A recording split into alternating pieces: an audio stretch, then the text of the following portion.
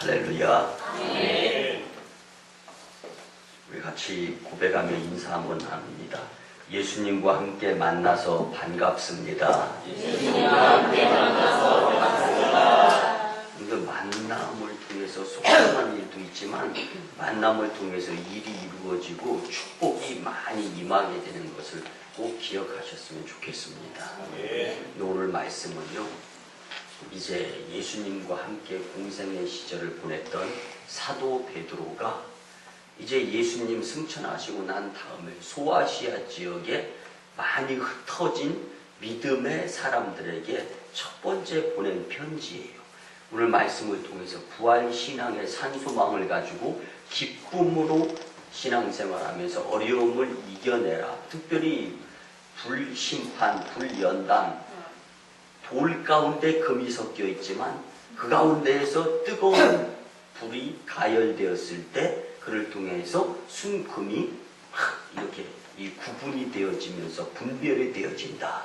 이 편지를 보내가지고 소아시아에 흩어져 사는 핍박과 어려움.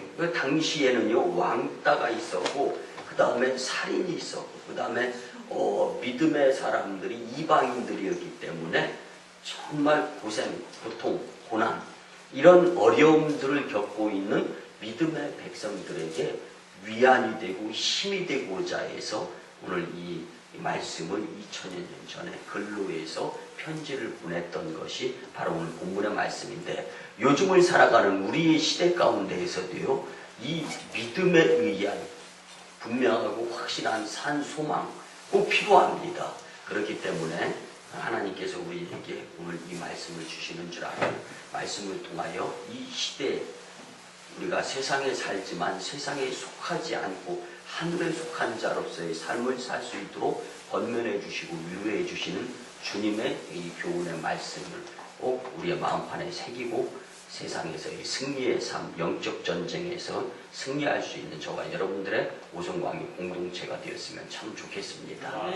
먼저 지난 한 주간 동안 이제 태국 방콕에서 혁성대학교 학교 일정상 체류하면서 이제 각 학교 대표들이 모여서 협상을 하는 가운데 이제 이 태국의 가장 방콕에서 가장 큰 메가방나라는 쇼핑센터 내에 이제 이 레스토랑에서 같이 모여서 협상을 하게 됐는데요. 그 과정 가운데에서 좀 이제 제가 여러분들 모두가 다 공감이 하리라 이런 생각을 갖는데요. 함께 나누고 싶은 말씀이 있어서 서두에 예화로 이 말씀을 전하는데요. 이제 저희가 탄 일행차가 이 쇼핑센터 입구에 이제 도착을 해서 이제 그곳에서 내리는데 특이한 광경을 볼 수가 있었습니다. 입구 기둥 옆쪽에 정말 한 뼘도 안 되는 아주 작은 미니 그 강아지가 이게 목 개줄에 걸려서 기둥에 묶여 있더라고요. 근데 제가 내리면서 딱 주인으로 여겨지는 한 여성이 이제 그 강아지에게로 다가가는 거예요. 근데 그러니까 그 강아지가 좋아서 막 덤블링도 하고 뭐 이렇게 이러다가 기둥에다 머리도 박고, 근데 그래도 아픈 것 같지 않는 거, 멍멍 짖으면서 그렇게 반가워하는 거예요. 여러분들 미루어 짐작해 한번 보시기 바랍니다. 가정을 해보세요. 이제 쇼핑센터이기 때문에 강아지하고 함께 쇼핑을 할 수가 없어요. 그렇기 때문에 주인이 강아지를 그 옆에 입구 옆쪽에 기둥에다가 묶어놓는 거예요. 그럴 때 그 강아지 입장에서 어떤 생각이 들겠어요? 나를 버리는 것은 아닌가? 유기시키는 것은 아닌가? 별 근심 걱정 이런 생각 속에 사로잡혀 있다가 주인이 짠 하고 나타난 거예요. 쇼핑을 끝내고. 그러니까 그 모습을 보면서 이 강아지가 얼마나 기쁘겠어요. 늘 그 모습을 보면서 불안해하고 별의별 생각이 다 잠겼던 강아지가 이제 주인이 나를 버린 것이 아니고 다시 돌아왔구나, 이 생각을 가졌을 때 어쩔 줄 몰라 하는 그 모습을 보면서 저는 잠깐 그런 생각을 가져보았습니다. 하나님과 나와의 관계, 과연 이 만남 얼마만큼 기쁠까? 그리고 예배가 얼마만큼 소중하게 드려지는가. 여러분들의 일생일대 여태까지 드렸던 예배 중에서 가장 주님 은혜 감사하고 너무 기쁘고 즐거워서 눈물 콧물을 다 흘리면서 정성으로 드려졌던 그 예배, 여러분들 그 예배보다 오늘 이 예배가 더 기쁨, 정성, 그리고 일생일대 가운데 정말 주님께 정성으로 드려지는 이 귀중하고 소중한 만남의 예배 시간이 되시기를 주님의 이름으로 간절히 부탁을 드립니다. 여러분들 그렇기 때문에 우리는 지금 하나님 예수님을 만나야 됩니다.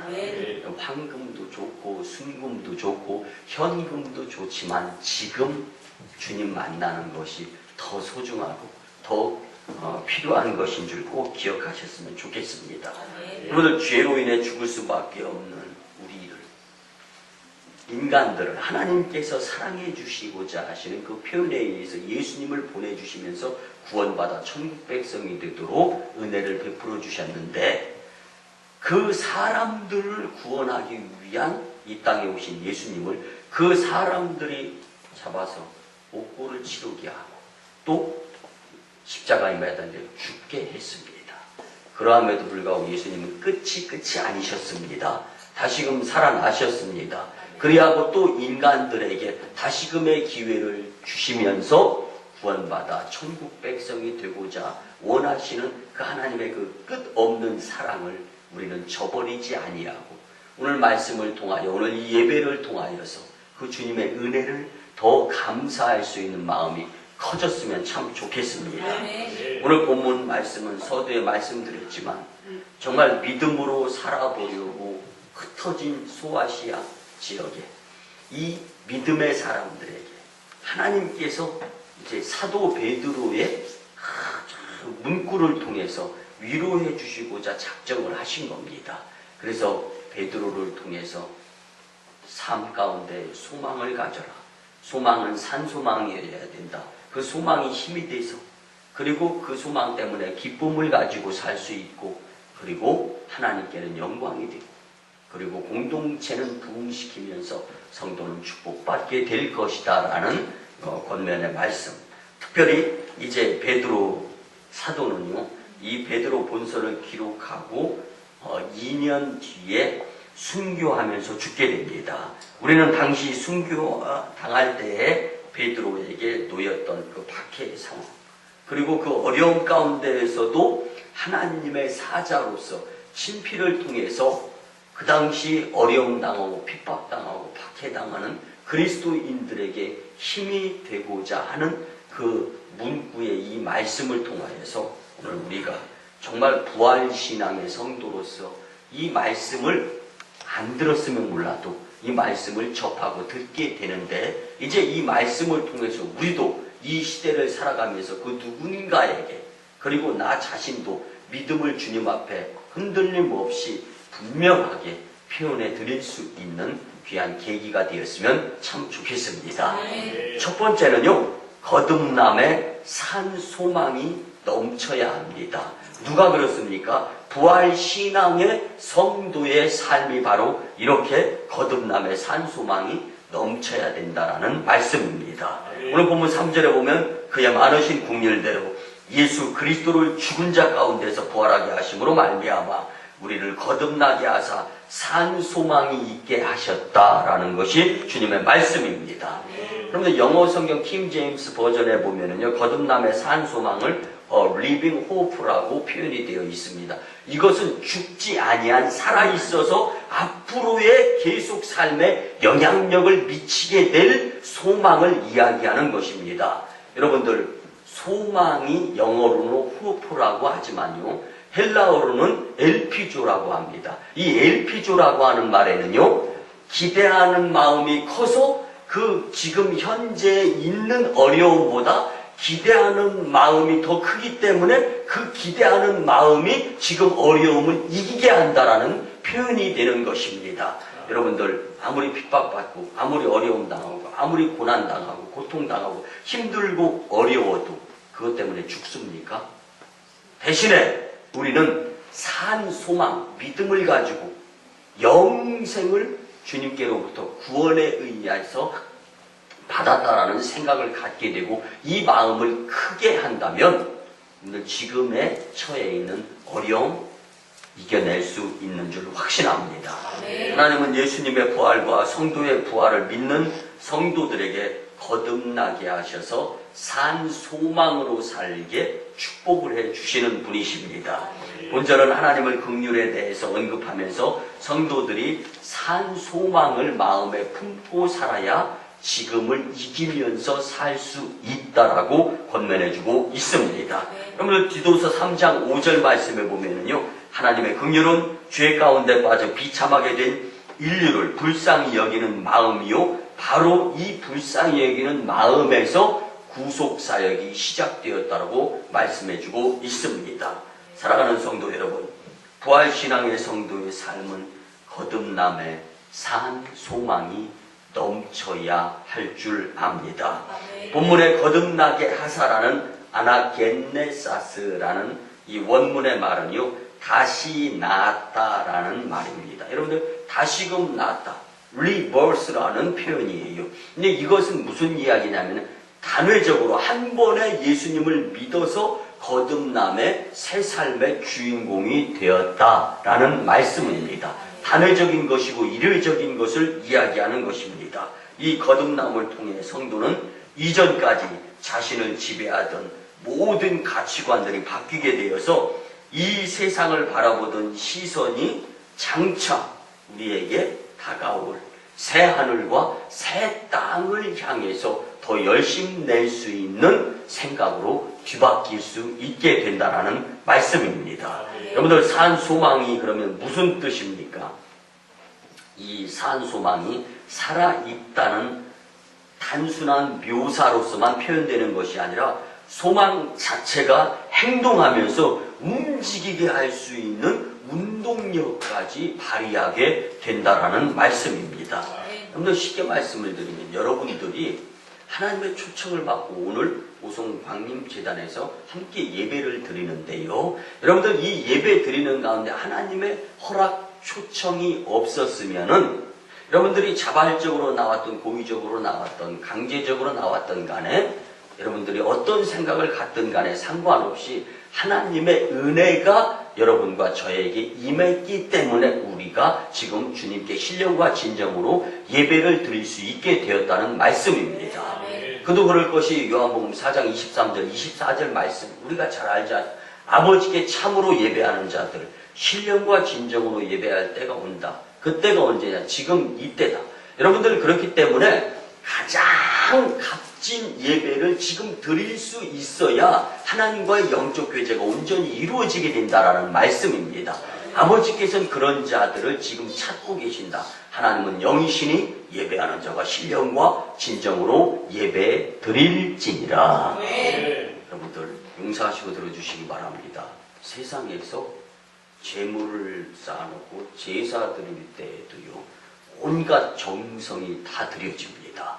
여러분들, 그런데 만물에 정말 영장이 되는 이 인간 세계에서 우리가 하나님께 감사하는 마음으로, 그래서 세상을 창조하신 창조주 하나님께 소홀하게 정성이 부족하게 드려진다면 이것이야말로 어쩌면은 죄의 한 모습일 수 있지 않을까라는 생각을 가졌으면 좋겠습니다.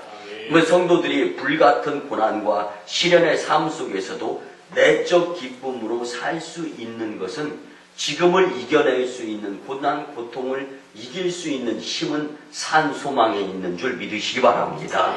3절 말씀에 산 소망은요, 4절에서 유업이라는 단어를 사용하여서 더 구체적으로 제시되어지는데요, 4절에 보면은 썩지 않고 더럽지 않고 쇠하지 아니하는 유업을 잊게 하시나니 곧 너희를 위하여 하늘에 간직하신 것이라. 아멘. 여러분들, 성도가 끊지 않고 이어서 잊게 되어질 유업이 무엇이냐고 말씀해 주는 가운데 썩지 않고 더럽지 않고 쇠하지 아니하는 것이 성도가 받을 유업이다라고 말씀해 주고 있습니다. 여러분들, 성도들이 장차 상속하게 될 천국이라는 유업은요, 이 세상의 기업과는 본질적으로 다른 완벽한 것임을 말씀을 통하여 알 수가 있습니다. 이 세상의 기업은 천국 기업과 달리 썩을 수가 있고 더럽혀질 수 있고 쇠하며 재해나 사건 사고 그리고 죽을 수 있습니다. 여러분들 지난 17일 금요일 날 포미닛 공연 현장 판교에서 환풍구 덮개 붕괴 사고로 20여 미터 아래로 추락하는 사고가 있었지 않습니까? 16명의 사망자와 11명의 부상자가 발생했습니다. 이렇게 세상은 재해나 사건 사고로 온통 뒤덮여져 있습니다. 그런데 우리가 산 소망을 가지고 주님이 우리에게 영생을 통하여 허락하여 주신 새 하늘과 새 땅은 이렇게 인명, 재천, 그리고 사상, 살상, 그리고 고난, 고통으로부터 완벽하게 자유로울 수 있는 곳이다라는 것에 우리는 산, 희망, 소망을 두면서 살 수 있어야 된다는 것이 오늘 본문이 우리에게 주는 교훈이고 우리에게 주시고자 하시는 우리 마음속에 담아야 될 마음가짐인 줄 믿습니다. 부활신앙으로 무장한 성도가 장차 받을 영적 기업은 그 어떠한 것에 영향도 절대로 받지 않을 만큼 굳건할 수 있어야 된다는 말씀입니다. 여러분은 지금 부활신앙으로 얼마만큼 무장이 되어 있습니까? 여러분들 영생에 대한 산소망이 넘칠 수 있기를 소원합니다. 마치 사도 베드로의 권면을 받아 값진 인생들, 그래서 이전보다 더 큰 믿음을 가지고 산 소망으로 새하늘과 새 땅을 맞이할 준비를 해야 되겠다라는 생각의 다짐이 더 커질 수 있었으면 참 좋겠습니다. 두 번째, 정말 부활신앙의 성도로서 시련 중에도 기뻐해야 할 수 있어야 된다는 것입니다. 오늘 다 같이 한번 고백합니다. 시련 중에도 기뻐하며 삽시다. 시련 중에도 기뻐하며 삽시다. 본문 6절 말씀해 보니까 그러므로 너희가 이제 여러 가지 시험으로 말미암아 잠깐 근심하게 되지 않을 수 없으나 오히려 크게 기뻐하는도다. 아멘. 부활신앙으로 완전 무장한 성도의 삶은 영생의 소망으로 인해서 주님이 주시고자 하시는 마음속에 기쁨이 차고 넘치게 된다는 것이 오늘 말씀입니다. 여러분들 본절에서 사도 베드로는 이 세상의 나그네로 잠시 체류하고 있는 성도들에게 갖가지 시험들이 있음을 고백해주고 있습니다. 여러분들 이 세상은 베드로의 고백에 의하면 나그네같이 여행객같이 살다가 영원히 살 저 천국에서 계속적인 삶이 이어지는데 잠깐의 삶 가운데 고난도 있고 고통도 있는데 그 삶 가운데에서 반드시 주님께 보여야 될 굳건한 믿음이 필요하다라는 것을 강조하고 있는 것입니다. 여러분들 당시 본 서신의 수신자들에게 이방인 믿음의 사람들에게 닥쳤던 시험들, 정말 이방인들이기 때문에 비방과 욕설, 그리고 직장에서 해고당하고, 그리고 두드려 맞고 폭행당할 뿐만 아니라 왕따와 심지어는 살인을 당했어도 이방인 또 이방신을 믿는다고 했기 때문에 수사가 제대로 이루어지지 않고 용서하시고 들어주시기 바랍니다. 죽어도 개죽음인 거예요. 그러한 모습들 가운데 얼마나 억울했겠어요. 그럴 때마다 사도 베드로가 보낸 이 편지를 부여잡고 기도 들어가면서 하나님을 위해서 이후에 당하는 핍박을 믿음으로 이겨내면 이겨낼수록 하나님께서 주시고자 하시는 축복이 더 클 것이다라는 기쁨을 마음속에 키워가면서 살아갔던 이 믿음의 선진들의 모습을 오늘 우리는 잊어서는 안 되는 것입니다. 성경은 믿음 때문에 시련으로 성도들이 잠깐 근심할 수 있게 되지만 그 시련 앞에 근심은 당연하지만 성도들이 장차 누릴 영원한 영광 때문에 오히려 우리는 크게 기뻐할 수 있습니다. 이것을 믿으십시오 라고 사도 베드로가 믿음의 사람들, 신앙생활하는 자들에게 편지를 써서 보냈던 것입니다. 사랑하는 성도 여러분, 부활신앙의 성도는 갖가지 시험을 당하지만 그곳에서 좌절하지 않고 오히려 크게 기뻐할 수 있는데, 이는 하나님께서 믿음을 가진 성도들을 능력으로 보호해 주신다, 능력으로 인도해 주신다, 능력으로 앞길을 열어주신다라는 것을 믿어야 한다라고 말씀해 주시는 것입니다. 오늘 본문 5절을 보면 너희는 말세에 나타내기로 예비하신 구원을 얻기 위하여 믿음으로 말미암아 하나님의 능력으로 보호하심을 받았느니라. 아멘. 이는 믿음 때문에 핍박당하는 자들에게 사도 베드로를 통해 말씀하신 하나님의 놀라운 선포의 말씀입니다. 성도로 하여금 예비된 구원을 믿음으로 받게 하기 위하여 하나님께서 보호해 주신다라고 강력하게 말씀하는 것입니다. 여러분은 이 하나님의 보호하심을 과연 얼마만큼 받고 있습니까? 여러분들 한번 상상을 해보시기 바랍니다. 믿다 보니까 억울함이 커요. 믿다 보니까 속상해요. 믿다 보니까 손해가 커요. 여러분들 어쩌면은 믿음 때문에 손해가 크고 믿다 보니까 어려움이 크고 박해가 크면 클수록 하나님이 나를 더 많이 위로해 주심을 경험할 수 있는 것은 믿음이 성장해서 컸을 때 가능한 것입니다. 그래서 우리는 어렵고 힘들 때 더 큰 믿음을 주님께 보이면서 인정받을 수 있어야 하는 것입니다. 여러분들 믿음 때문에 부당한 대우를 경험해 보았습니까?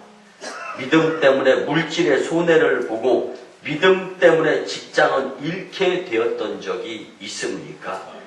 이때 주님의 더 큰 믿음에 의한, 여러분들의 믿음에 의해서 하나님의 보호하심에 더 큰 축복을 경험할 수 있는 좋은 기회가 될 줄 확신합니다. 여러분들 자신이 성도라는 신분 때문에 극한 고통을 받는다 할지라도 하나님의 보호하심을 꼭 확신할 수 있었으면 참 좋겠습니다. 그래서 성도는 자신을 넘어뜨리려고 달려드는 원수의 공격 하에서도 하나님의 능력으로 완벽하게 보호받을 수 있는 존재임을 믿으시기 바랍니다. 즉 하나님께서 후사로 선택하신 성도들은 믿음으로 내세와 현세에서 하나님의 보호함을 받을 수 있어야 하는 것입니다. 이것이 바로 시련 중에도 기뻐할 수 있는 부활신앙의 성도들의 확실한 특징인 줄 믿습니다. 또 본문 6절에 보니까 그러므로 너희가 이제 여러 가지 시험으로 말미암아 잠깐 근심하게 되지 않을 수 없으나 오히려 크게 기뻐하는도다. 아멘. 여러분들 이 말씀을 공동번역으로 읽어드리면요, 그러므로 여러분들 기뻐하십시오. 여러분이 얼마 동안 갖가지 시련을 경험하게 될 것입니다. 그로 인하여 슬픔을 맛본다 해도 그것은 여러분의 믿음을 순수하게 만들기 위한 것입니다. 여러분들 서두에 말씀드렸죠. 돌에 작은 이 금에 금속물이 박혀 있을 때 그 돌을 놓고 열을 가열하면 그곳에 그 돌 사이에 박혀 있는, 함께 섞여 있는, 합성되어 있는 그 성분이 녹아서 나와서 금들로서만 온전히 뭉치게 되어지는 것처럼, 여러분들 지금 어렵고 힘든다 할지라도, 지금 고난, 지금 겪는 어려움, 핍박 있다 할지라도 그 가운데 믿음을 지키게 되면 정말 세상에 살지만 세상에 속하지 아니하고 하나님의 자녀로서 구별되어서 그 권세를 나타내면서 믿음으로 승리하면서 그 승리 후에 이 세상에서도 기쁨을 누려가며 살 수 있는 자들이 될 수 있으니까 끝까지 산소망을 가지고 믿음으로써 인내하라고 하는 이 사도 베드로의 이 친필에 의한 하나님의 말씀을 오늘 우리는 꼭 삶에 적용하여서 믿음의 승리자들이 다 되었으면 참 좋겠습니다. 여러분들 성도의 믿음을 연단하기 위하여 하나님께서 허락하신 이 시련, 그래서 시련은 영어로 이 트라이얼이라고 하는데요. 이 말씀은요, 기쁨으로 받아들인다. 이 시련 뒤에 그 무엇인가 복된 것들이 있기 때문에 이 시련을 기쁨으로 이겨내고 그 뒤에 복을 받아 누리게 된다라는 것이 바로 시련이다라는 말씀입니다. 사랑하는 성도 여러분, 지금 예수님을 믿는 부활신앙 때문에 어려운 것 있습니까? 말씀대로 살면서 어려움을 겪고 교회에서 맡은 사역에 충성하느라 힘이 든다라는 생각이 듭니까? 여러분, 자신의 신앙의 성숙도를 점검해 보시기 바랍니다. 성숙한 성도라면 하나님의 동행하심, 보호하심을 확신할 것이고, 이로 인해서 내가 주님 일을 감당하는데 믿음을 보이니까 기뻐할 수 있는 자들이 될 줄 확신합니다. 마지막 세 번째, 그러면 부활신앙으로 사는 성도들에게 어떻게 하나님은 보상해 주시는가? 여러분들, 보상이 없으면 억울함으로 끝날 수밖에 없어요. 그렇지만 그 무엇인가 상급이 주어진다라는 것이 있으면 더 힘을 낼 수가 있습니다.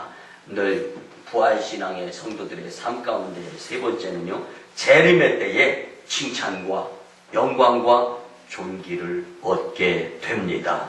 믿으시기 바랍니다. 본문 7절에 보니까 너희 믿음의 확실함은 불로 연단하여도 없어질 금보다 더 귀하여 예수 그리스도께서 나타나실 때에 칭찬과 영광과 존귀를 얻게 할 것이니라. 아멘. 본절을 한글 성경상으로 이해하기가 좀 쉽지가 않아요. 좀 애매하죠. 난해합니다. 그래서 공동번역으로 되어 있는 성경을 함께 보면은요, 그것은 여러분의 믿음을 순수하게 만들기 위한 것입니다. 결국 없어지고 말 황금도 불로 연단받아 구별이 되지 않습니까? 그러므로 황금보다 훨씬 더 귀한 여러분의 믿음은 많은 단련을 받아 순수한 것이 될 수 있는 것입니다. 결국 뭐예요? 여러분들, 불시험, 어려움, 고난, 고통은 더 막 뻔뿌질해가지고 더 많은 열로 인해서 여러분들 금속 속해 있는 그 돌, 그렇지만 많은 열을 더 가하게 되면 빨리 녹아서 구분이 될 수 있는 것처럼 여러분들 살면서 정말 힘들고 정말 왜 나한테 이런 고난, 이런 고통이 당합니까? 내가 교회 다니는데 주님 왜 힘듭니까? 이런 상황을 한번 믿음으로 이겨보시기 바랍니다. 더 큰 기쁨을 분명히 주님께로부터 부여받게 될 줄 확신합니다. 그래서 칭찬받게 되고, 그래서 주님께 영광 돌리게 되는 거고, 그래서 존귀한 자로서 인정받게 된다는 것이 사도 베드로의 편지의 말씀의 한 내용인 것입니다. 여러분들, 본절 가운데에서 우리가 잊지 말고 기억해야 될 것은요, 성도들의 믿음을 황금에 비유하고 있다라는 것입니다. 여러분들, 믿음이 크면 클수록 여러분들 더 큰 황금을 가지고 있는 것이다 라는 생각을 가지시기 바랍니다. 금광에서 채굴된 금 섞인 돌을 용광로에 집어넣게 되면 거기에서 순금이 분리되어서 나옵니다. 그런데 마찬가지로 하나님은 성도들의 믿음의 진리를 가리기 위해서 그들을 불같은 시련의 도가니에 넣기도 하는데, 하나님의 자녀된 성도들이 정금같이 나오기 위해 불같은 시련을 받는 것은 당연한데, 여기서 이길 수 있는 도구는 믿음이다라는 것입니다. 그리고 시련을 통과해서 깨끗하고 순수한 믿음으로 단련된 성도들은 장차 예수님 재림 때에 칭찬과 영광과 존귀를 받게 되어 있습니다. 사랑하는 성도 여러분, 부활신앙의 성도들에게 주시는 하나님의 위대한 약속은 장차 예수님 재림하실 때 칭찬과 영광 그리고 존귀를 얻게 된다라는 것을 꼭 기억하시면서 부활신앙의 성도의 삶을 저버리지 않고 믿음을 지켜가 또 믿음을 키워가고 성장시켜가며 살아갈 수 있는 여러분들의 인생 여정이 되었으면 참 좋겠습니다. 성도는 마라나타의 신앙으로 맡은 일에 충성하고 주님 일에 열심 내면서 최선을 다하여 끝까지 열심 내게 될 때 용서하시고 들어주시기 바랍니다. 끝발이 나게 되어 있습니다. 한 이유와를 말씀을 드리면요, 훌륭하게 목회를 한 은퇴 목사님이 정말 소원이 어느 성도가 상담을 하는데 성도가 천국을 다녀온 거예요. 하나님, 목회자로서 저도 천국을 좀 다녀와야 또 이 목회를 더 이제 이 현실적으로 할 것 아닙니까? 그 기도의 응답으로서 이제 천국을 경험하게 됩니다. 그래서 이제 꿈속에서 천국에 가서 천사를 만났습니다. 그 천사는 창고에 들어가서 다이아몬드로 치장되어 있는 이 면류관을 가지고 와서 이 은퇴 목사님에게 딱 씌워주기 직전에 그렇게 보여주기만 하면서 이야기를 합니다. 이것은 당신이 젊었을 때 사역했던 모습을 통해서 만들어진 면류관입니다.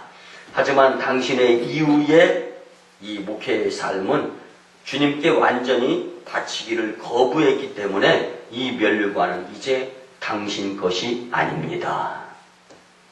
너무 안타까운 거예요. 그러더니 다시금 이 천사가 다른 창고에 갑니다.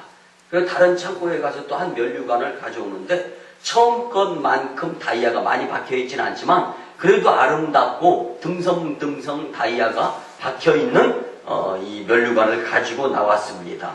그리고 이렇게 이 면류관을 보여주며 이야기합니다. 이것은 당신의 중년 인생에 사역할 때 만들어진 면류관입니다. 하지만 당신은 당신의 삶 일부를 세상적인 추구에 의해서 사용했기 때문에 지금 이 면류관은 당신의 면류관이 될 수 없습니다. 그리고 마지막 다른 허름한 창고에 가서 한 모자 같은 것을 가지고 나오는데요. 가지고 나오면서 먼지를 툭툭 터넣어요. 그리고 이 은퇴한 목사님이 이렇게 자세히 보니까 개털 모자예요. 개털 모자. 근데 이 개털 모자를 가지고 나와서 이 은퇴한 목사님 앞에서 딱 이야기합니다. 이것이 당신의 노년의 때에 하나님 일했던 모습입니다. 이제 영원히 당신은 이것을 쓰면서 하나님 주변에서 살게 될 것입니다. 근데 영은 우리의 인생, 우리가 그렇게 자녀 잘 되기를 위하고 우리가 그렇게 돈 많이 벌고 성공하기 위하고 부귀영화 명성을 위한 것은요, 여러분들 분명한 것이지만 한 살 때 태어나서 70, 80, 90, 100, 110, 120 이렇게 연한 한정이 되어 있는 한정판 인생이다라는 것을 꼭 잊지 마시기 바랍니다.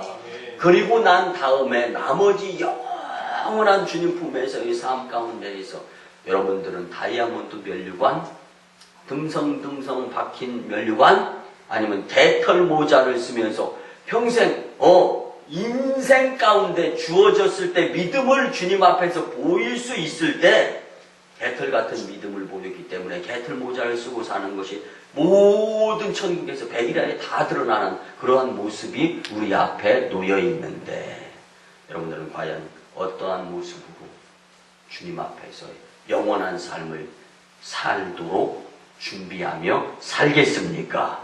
여러분들 예배 한 번 들을 때마다 면류관에 다이아몬드가 하나가 박힌다라고 믿음의 사람은 이야기했습니다.